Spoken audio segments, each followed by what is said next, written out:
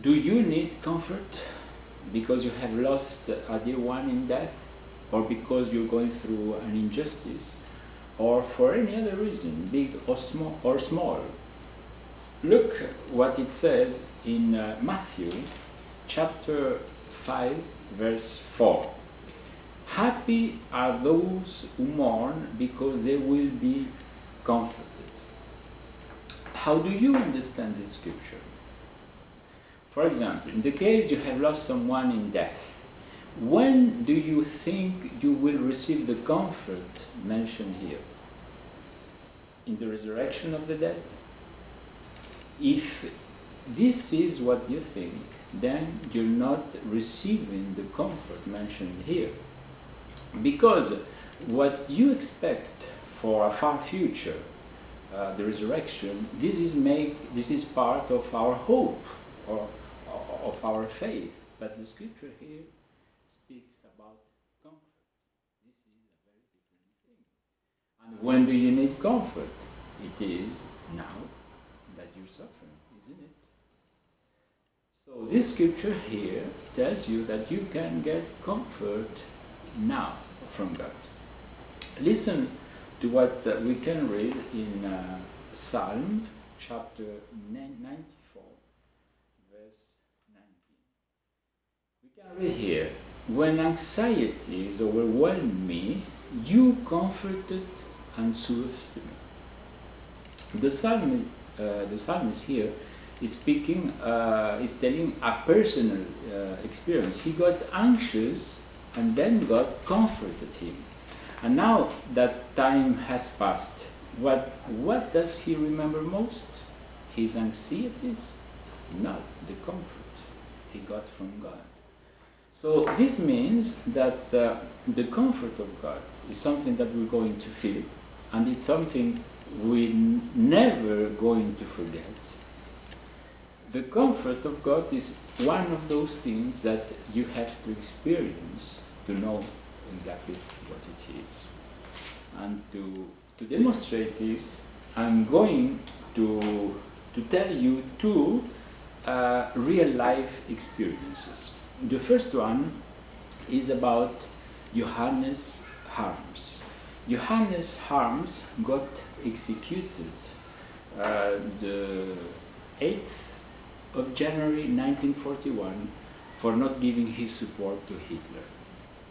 But after he was sentenced to death, he still had to support during 3 months pressure and abuses in prison, because what they wanted is to push him to deny his faith. How did he support all of this?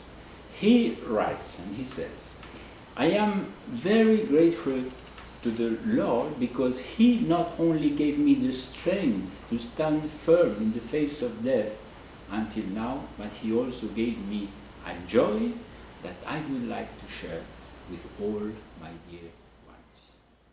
Can you imagine that? In the face of death, and he was feeling joy, a deep joy, which he wanted to share with his dear ones. This shows to us that the comfort of God has no limits. There is no situation where the comfort of God could not reach us. Let's see now the second case. It is his wife, Elise Harms. She suffered a lot in front of her husband's situation. But she says, Jehovah, she still is in fact a Jehovah's Witness. So she says, Jehovah is very tender in affection, and he always gave me the comfort I needed. Sometimes even in the most unexpected ways. And then she tells of a rainy Sunday morning. She was crying. She couldn't stop crying. And she was going from one room to the other, crying. And she was thinking, before I used to receive a letter from time to time, now I don't receive anything. If only I could have one more letter. And then she prayed to God. And after a while, she takes out the personal belongings that her husband had in prison, and while she was examining them, here she discovers a secret compartment in a pencil case of her husband, where he had hidden 20 miniature letters that he wrote to comfort her after his death. She said, "You can imagine how I felt. I promised God never to complain again." And now, what remembering she has about this rainy Sunday, the comfort that she got from God. So, do you understand now what it means, what Matthew chapter 5 verse 4 means? Happy are the ones who mourn because they will be comforted. This means that you can get comfort from God right now. Do you need comfort? Then pray to God, ask Him to comfort you, and then wait. You will receive comfort, maybe even